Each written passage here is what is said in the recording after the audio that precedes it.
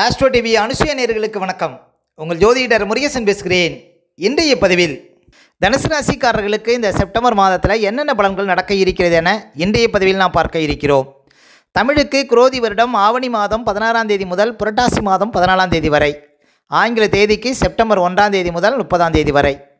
தனுசு ராசிக்காரர்களுக்கு இந்த செப்டம்பர் மாத கிரக நிலவரங்களை பார்த்தோமானால், ராசிக்கு 3ஆம் இடத்திலே சனி, 4ஆம் இடத்துல ராகு, 6ஆம் இடத்துல குரு பகவான், 7ஆம் இடத்துல செவ்வாய், 9ஆம் இடத்துல சூரியன், புதன், 10ஆம் இடத்துல சுக்கிரன், கேது சஞ்சரிக்கிறார்கள்.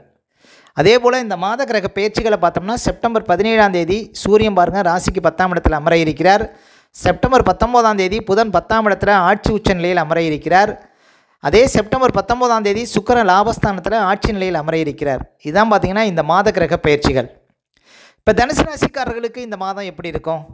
உங்கள் ராசிக்கு அதிபதினு சொல்லக்கூடிய குரு பகவான் பாருங்கள் சுக்கிரன் வீட்டில் அமர்ந்து, அந்த சுக்கிரன் இந்த மாதம் பாருங்கள் 10ஆம் இடத்துல கேதுவை நோக்கி அதுவும் நீச்ச நிலையில் சஞ்சாரம் செய்கிறார். அப்போ உங்கள் ராசிக்கு அதிபதி எந்த இடத்துல இருக்கிறாரோ அந்த வீட்டுக்குடைய நீச்சம் பெற்று கேதுவை நோக்கி பயணிப்பதனால முக்கியமாக தனுசு ராசிக்காரர்கள் செப்டம்பர் 19ஆம் தேதி வரையும் ஆரோக்கியத்தில் கவனம் செலுத்தணும். அதே போல் பாருங்கள், ஏதாவது ஒரு புது முயற்சிகள் பண்ணுறீங்கன்னா அந்த முயற்சிகளை செப்டம்பர் 19ஆம் தேதிக்கு பிறகு செய்வது நல்லது.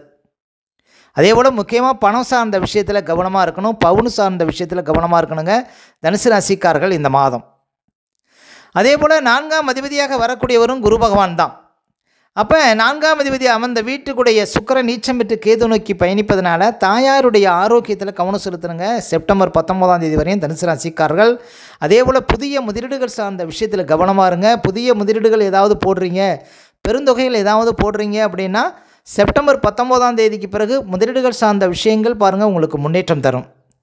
அதே போல் ஒரு வண்டி வாகனம் வச்சுருங்கன்னா அதில் ஏதாவது டேமேஜ் ஆகிறதுக்கு வாய்ப்பு இருக்குது. அதே போல் வண்டி வாகனத்தில் செல்லும் போதும் ரொம்ப கவனமாக போகணும். அதே போல் மனசில் கொஞ்சம் நிம்மதி குறையிற மாதிரி தெரியும். புதுசாக ஏதாவது குடும்பத்தில் ஏதாவது சுபகாரியங்கள் செய்ய போகிறீங்கன்னா செப்டம்பர் 19ஆம் தேதிக்கு பிறகு செய்வது நல்லது.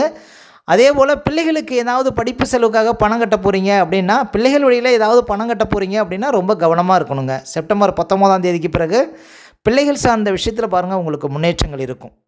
அப்போ 4ஆம் அதிபதி அமர்ந்த வீட்டுக்குடையவன் கேதுவை நோக்கி பயணிப்பதனால பாருங்கள் உங்களுக்கு எந்த ஒரு விஷயத்திலையும் முக்கியமாக வியாபாரம், சொந்த தொழில் செய்யக்கூடியவங்க கொஞ்சம் இந்த காலகட்டத்தில் கவனமாக இருக்கணும்.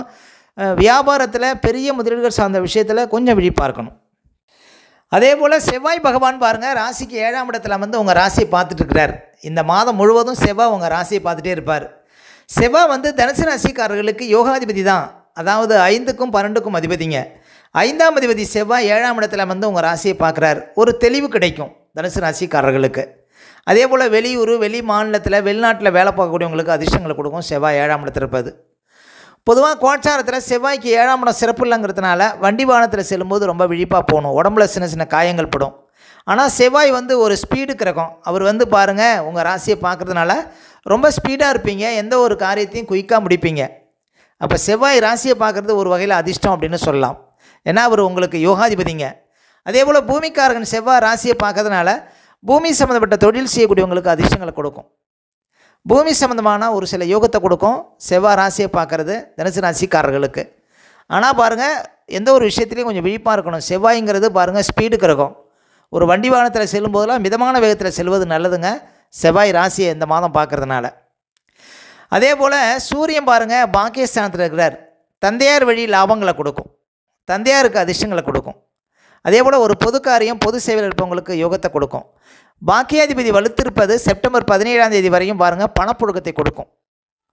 அப்போ உங்களுக்கு சூரியன் வந்து பாக்கியஸ்தானத்தில் இருப்பது அதிர்ஷ்டம். அதே போல் சூரியன் பாருங்கள் 10ஆம் இடத்துக்கு போகிறார். தனுசு ராசிக்காரர்களுக்கு சூரியன் பாருங்கள் யோகாதிபதி. அவர் வந்து 10ஆம் இடத்தில் அமர இருக்கிறார்.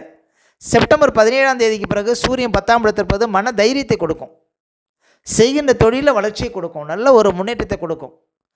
அப்போ உங்களுக்கு சூரியன் 10ஆம் இடத்துல செல்லக்கூடிய காலம் ஒரு அதிர்ஷ்டமான காலம். அந்த காலங்கள் உங்களுக்கு ஒரு உத்தியோகத்தில் இருக்கீங்க, ஒரு தொழிலில் இருக்கீங்கன்னா அது ஒரு நன்மை அப்படின்னு சொல்லலாம். அதே போல் பாருங்கள் புதன் பகவான் மாத ஆரம்பத்தில் 9ஆம் இடத்துல இருக்கிறார். அதுவும் சிறப்பு தான். பாக்கியஸ்தானத்தில் புதன் சஞ்சாரம் செய்வது சிறப்பு. அதை விட இந்த மாதம் புதன் 10ஆம் இடத்துக்கு போகிறார். 10ஆம் அதிபதி புதன் 10ஆம் இடத்துல ஆட்சி உச்ச நிலையில் சஞ்சாரம் செய்திருக்கிறார் செப்டம்பர் 19ஆம் தேதிக்கு பிறகு. அதே செப்டம்பர் 19ஆம் தேதிக்கு பிறகு சுக்கிரனும் பாருங்கள் 11ஆம் இடத்துக்கு வரார். இந்த சுக்கிரன் பாருங்கள் செப்டம்பர் 19ஆம் தேதி வரையும் 10ஆம் இடத்துல இருக்கிறார். தனுசு ராசி ஆண்கள் பெண்கள் விஷயத்துலையும், தனுசு ராசி பெண்கள் ஆண்கள் விஷயத்துலையும் கவனமாக இருக்கணும். சுக்கிரன் வந்து 11ஆம் இடத்துக்கு வரக்கூடிய காலம் அதிர்ஷ்டமான காலம். செப்டம்பர் 19ஆம் தேதிக்கு பிறகு பல சிறப்புகளை பார்க்க போகிறீங்க தனுசு ராசிக்காரர்கள். இப்போ புதன் பாருங்கள் உங்களுக்கு 10ஆம் அதிபதி 10ஆம் இடத்துல சஞ்சாரம் செய்திருக்கிறார். செப்டம்பர் 19ஆம் தேதிக்கு பிறகு புதிய தொழில் வாய்ப்புகள் தேடி வரும். ஒரு சிலருக்கு நல்ல நிறுவனத்தில் வேலை கிடைக்கும். 10ஆம் அதிபதி உங்களுடைய கௌரவ அந்தஸ்தெல்லாம் அதிகரிக்கும். ஒரு சிலருக்கு குழந்தை பாக்கியம் இருக்கக்கூடிய யோகத்தை கொடுக்கும். செப்டம்பர் 19ஆம் தேதிக்கு பிறகு உங்களுடைய கௌரவ அந்தஸ்தெல்லாம் அதிகரிக்கும்.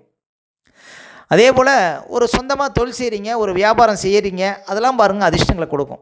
தாயாருக்கு நல்ல ஒரு நன்மையை தரும் செப்டம்பர் 19ஆம் தேதிக்கு பிறகு. அதே போல் குலதெய்வ பூஜை செய்யக்கூடிய ஒரு யோகத்தை கொடுக்கும். செப்டம்பர் 19ஆம் தேதிக்கு பிறகு உங்களுக்கு 10ஆம் இடம் வலுத்திருப்பது சிறப்புங்க. எந்த தொழிலில் இருந்தாலும் அந்த தொழிலில் நல்ல ஒரு வளர்ச்சி கிடைக்கும். அந்த தொழிலில் நல்ல ஒரு முன்னேற்றம் இருக்கும். உத்தியோகத்தில் நல்ல பெயர் கிடைக்கும். மேலதிகாரிகள் பாராட்டு கிடைக்கும்.